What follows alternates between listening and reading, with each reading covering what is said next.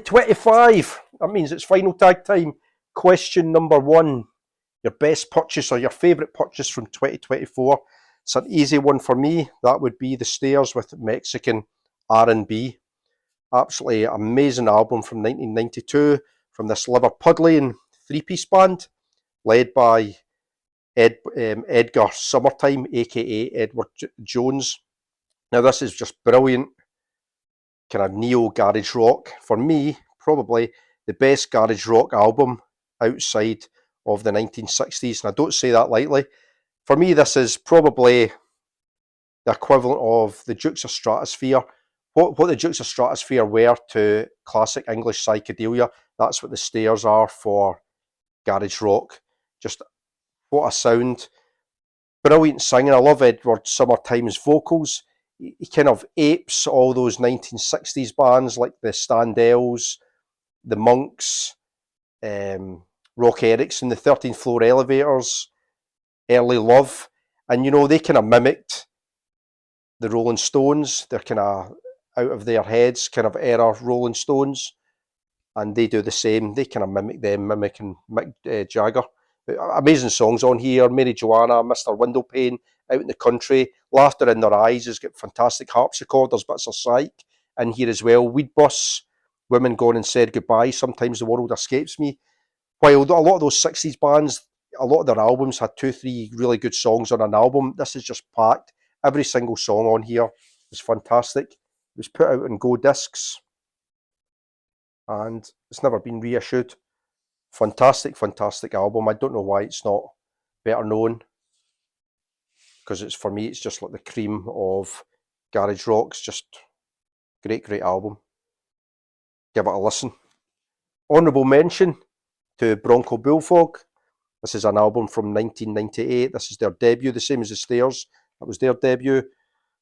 I've shown this before. Just amazing power pop, very 60s inspired guitar power pop.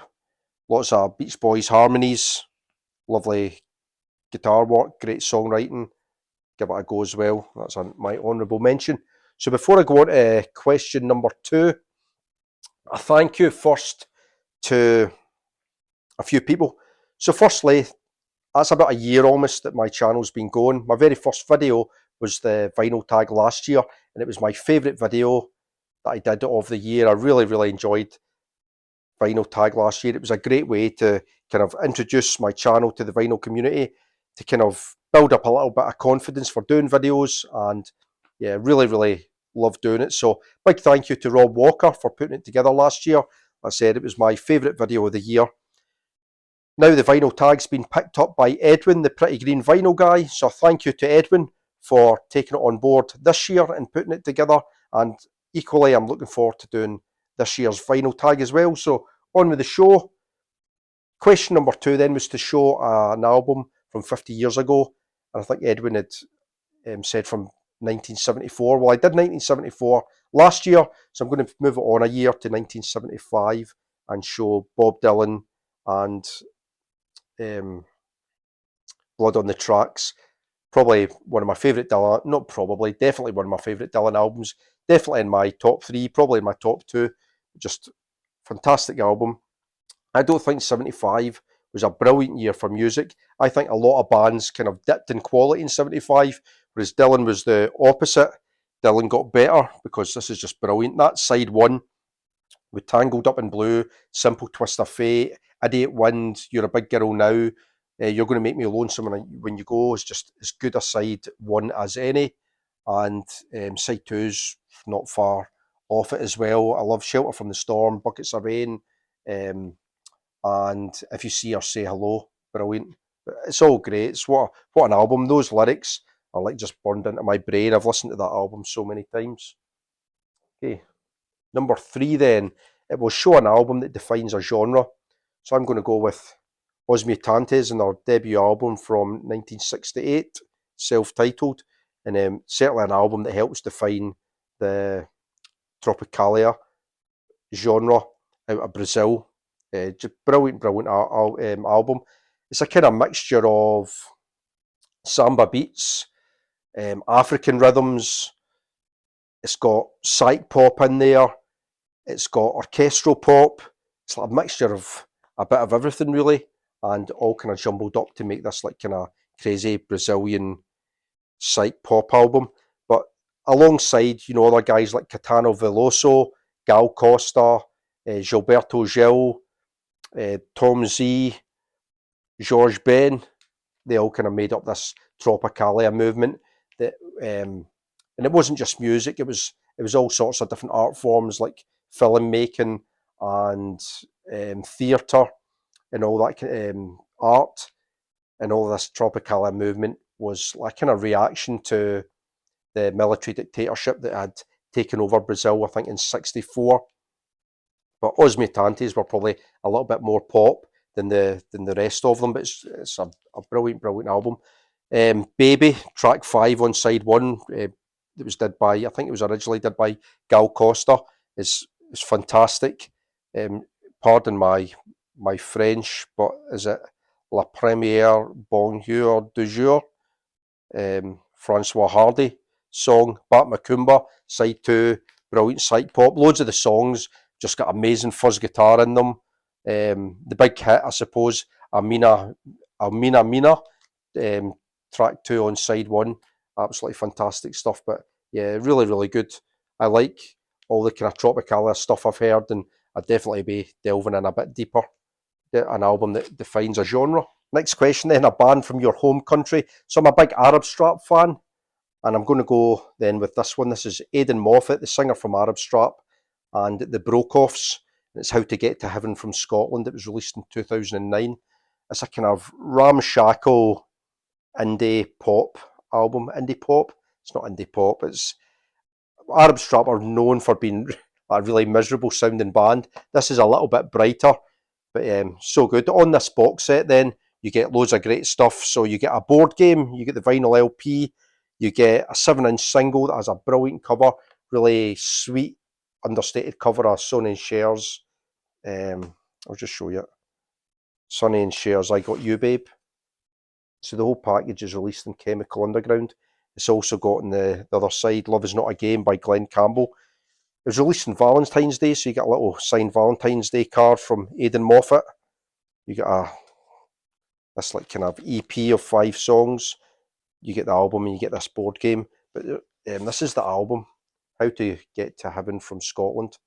And yeah, it's just amazing. Like kind of quite a lot of it's quite traditional folk type stuff.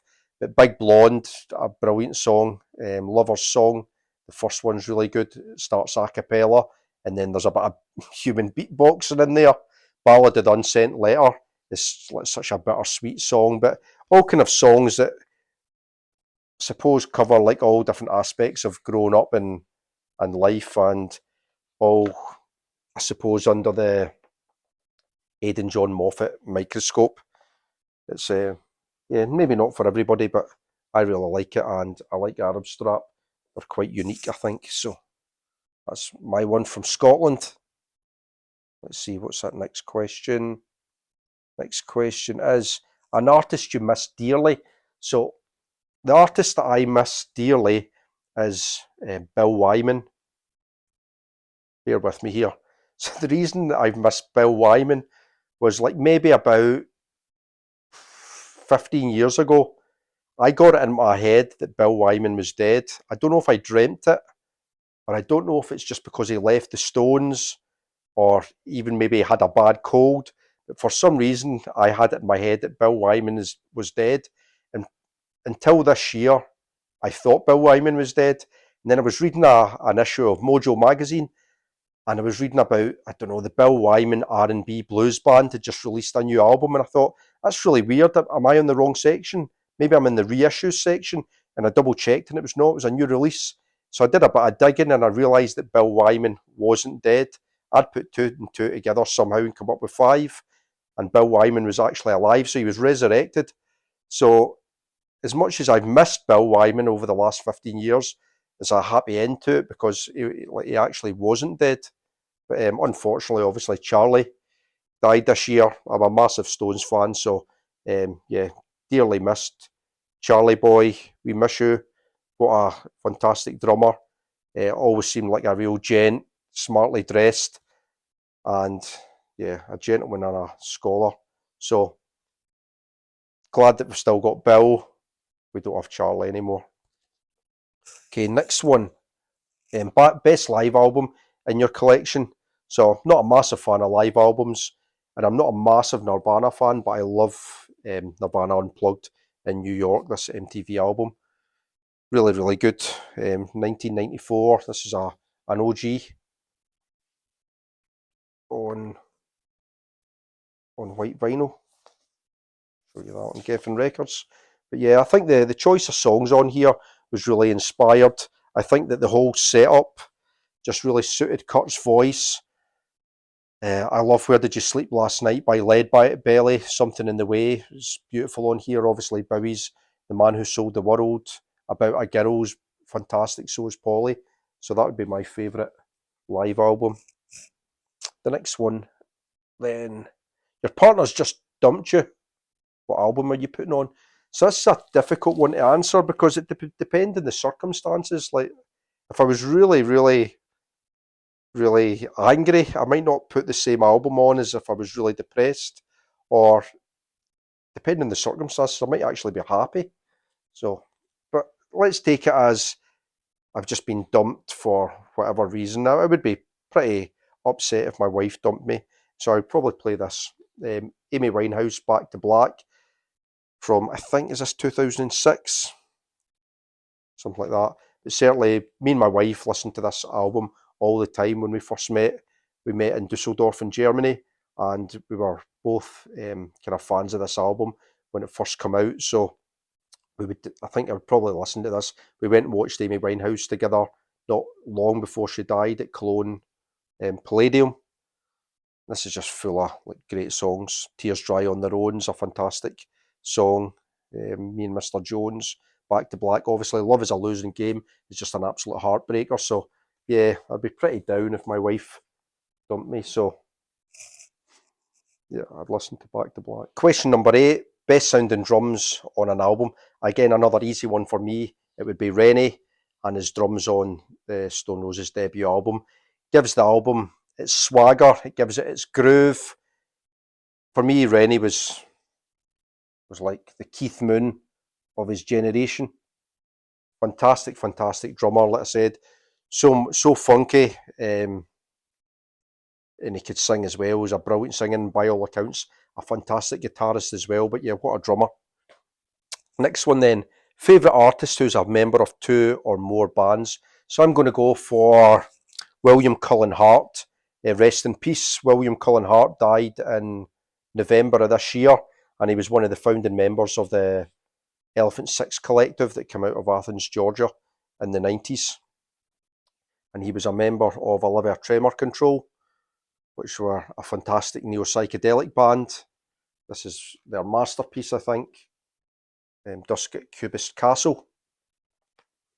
Really, really good. He was a brilliant songwriter, brilliant guitarist, just packed full of melody, but he wasn't only a member of Olivia Tremor Control. He was, in the early 2000s, he started another band called Circulatory System, and for me this might be even better. Very Beatles inspired, lots of great Beatlesy sounding chord changes, again fantastic Beach Boys melodies. To give them a try, listen to the opening track, Yesterday's World. Could have come off a Revolver, an absolute beauty.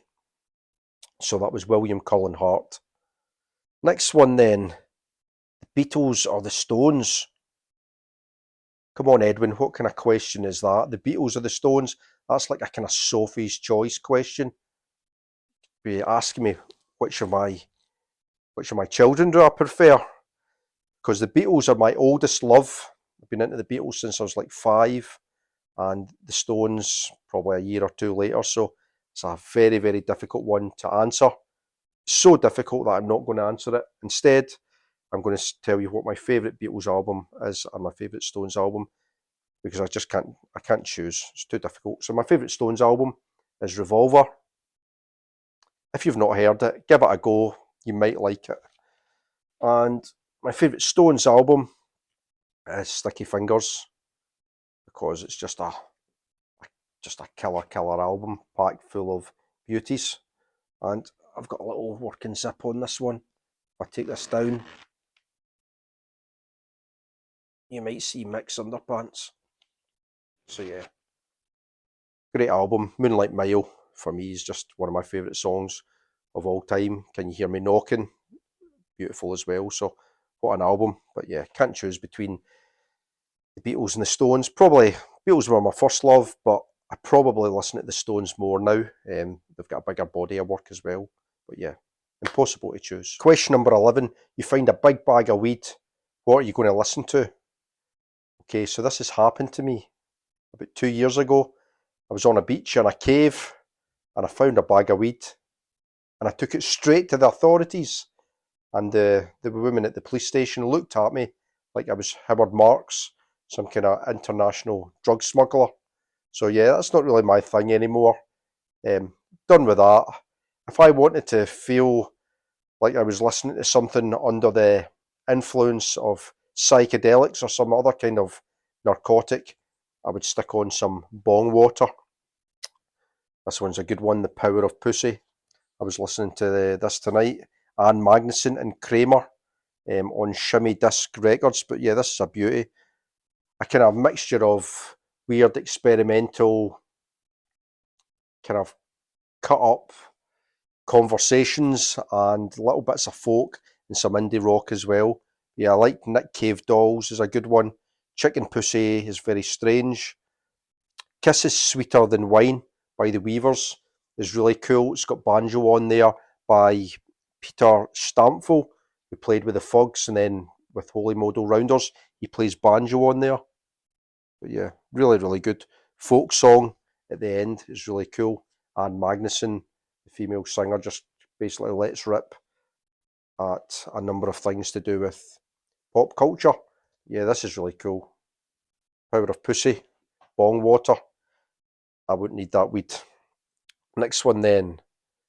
An album from the 80s that you still listen to. So I love 80s music. For me, the 80s aren't like the 60s or the 70s, where there was just like loads of just great music everywhere. For me, the 80s, you had to dig for the good stuff. But I still listen to this all the time. From 85, Half Man, Half Biscuit, their debut back in the DHSS. But yeah, full of absolute crowd pleasers. I Hate Neris Hughes, From the Heart. 99% of gargoyles look like Bob Todd. Fucking hell, it's Fred Titmus. Number 13, an artist whose political stance has soured you. So I'm not really a overly political person. There's plenty of knobheads in music. You know, Morrissey talks a fair bit of nonsense. Ian Brown, since COVID, has kind of become a bit of a crazy nut. Kanye West, I like his music as well, but yeah, he's just a clown. But you can separate the artists from the music. Well, I can anyway. It doesn't really bother me if they're a bit of a spanner in their private life. It doesn't really affect the music for me too much. It's not like I'm listening to Nigel Farage's greatest hits, or I draw the line with other things like someone like Gary Glitter. You know, I'm not going to stick on any Gary Glitter LPs anytime soon. So that kind of thing doesn't really bother me. So I thought I would subvert this question a little bit. An artist whose political stance I agree with.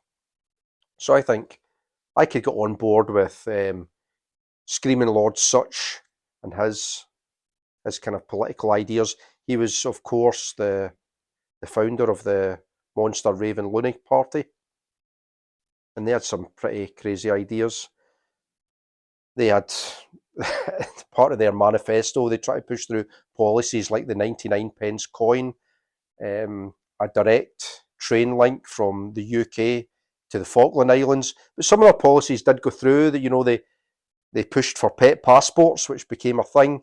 They also pushed for the pubs to be open all day, which obviously went through as well. So some of their ideas weren't a million miles away. But it said here, you know, a political stance that soured you. I find it interesting, that word sour, because if you look at who owned this album before me, it was someone who liked to call themselves Sir Sour, James Gherkin, of Derby. He's got his sour moniker on the back as well.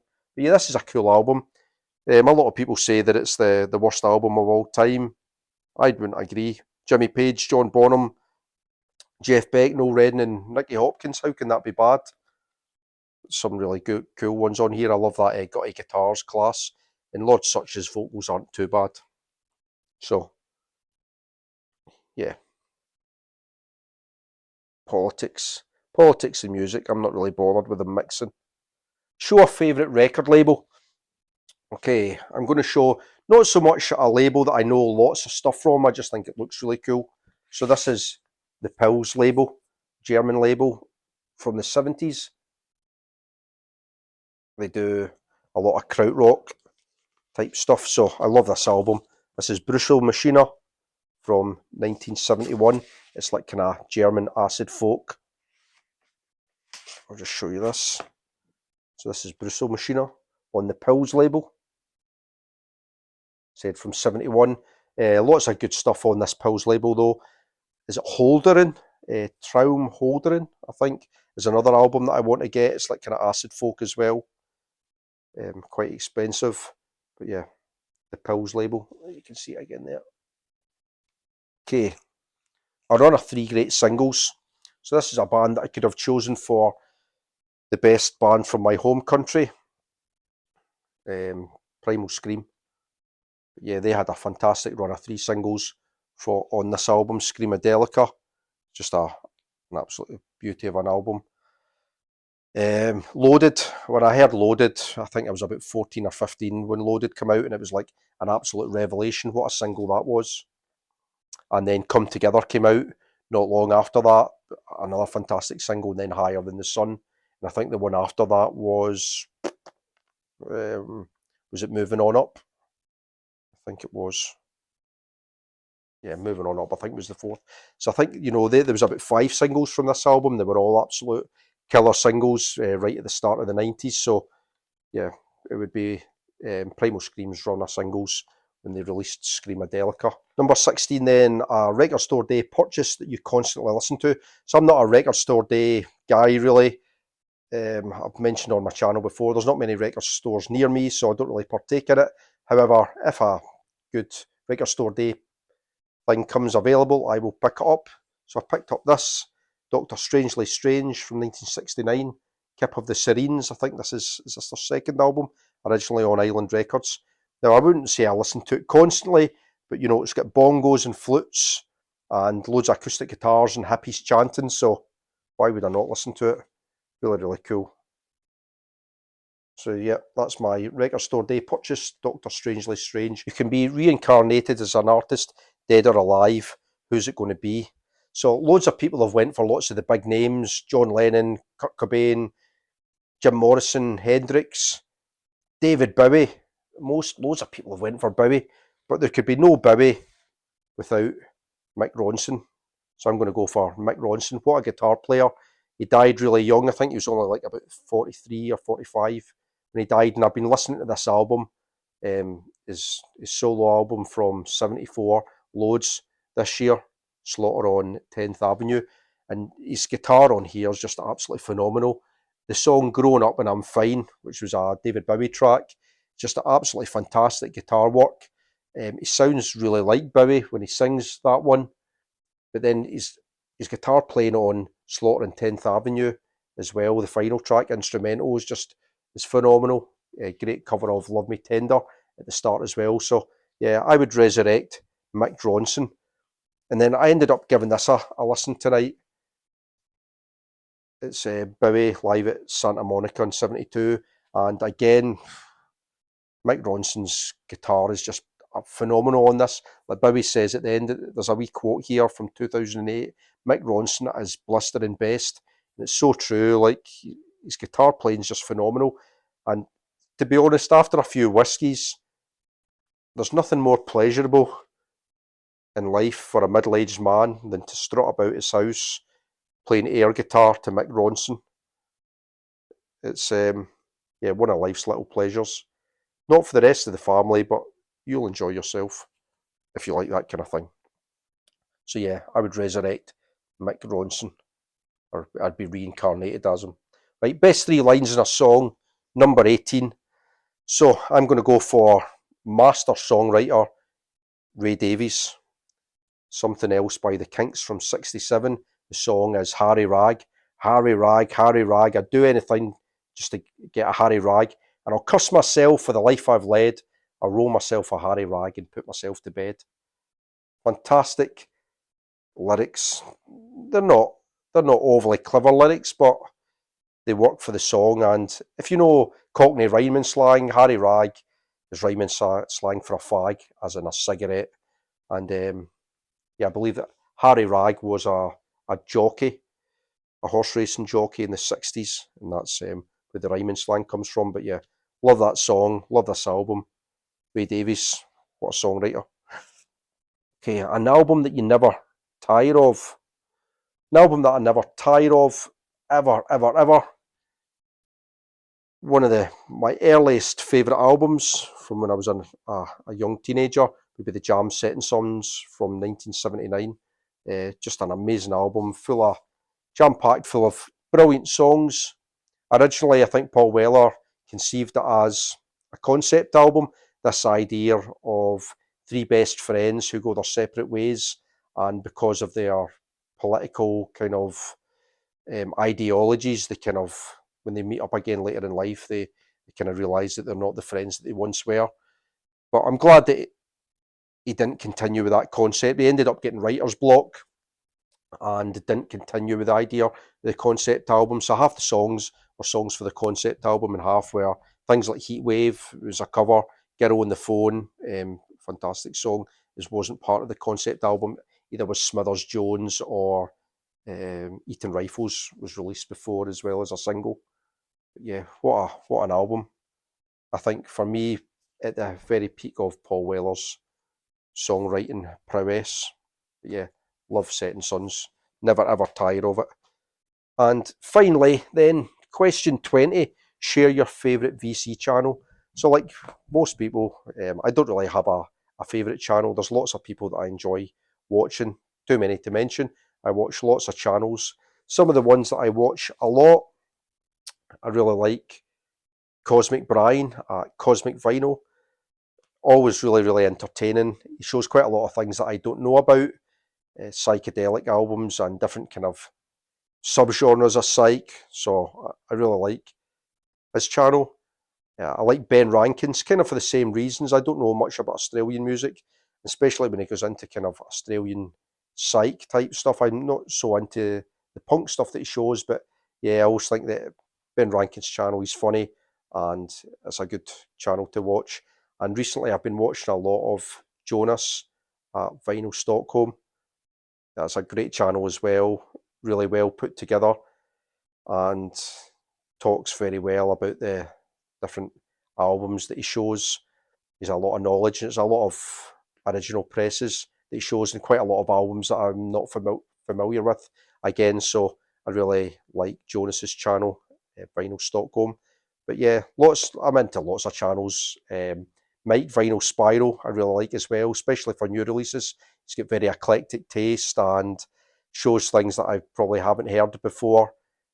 And yeah, and then other channels, people who show kind of maybe some kind of similar things. I like Vinyl Christian at Vinyl Sanctuary, and I like Gavax Man Spins.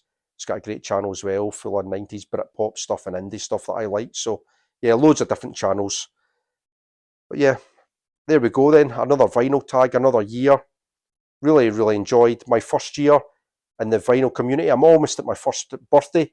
So I'll say it again, but thank you so much to everybody who has subscribed to me, who's watched my channel, who has encouraged me along the way and kind of interacted when I've put up videos, because it's nice when you get comments and people telling you about different albums or giving you bits of information or telling you, because of how highly you spoke of an album, I went and listened to it and I liked it and I went out and bought it. So it's good kind of spreading love of music, and that's really what I wanted to get into the vinyl community and doing these videos. That's the whole reason why I wanted to get into it. So I've learned a lot myself, and I've learned a lot of new music, and it's been good to kind of tell other people about some of the music that I like. So thank you very much, and until the next time, have a great new year, enjoy the rest of your night, and bye for now. See you later.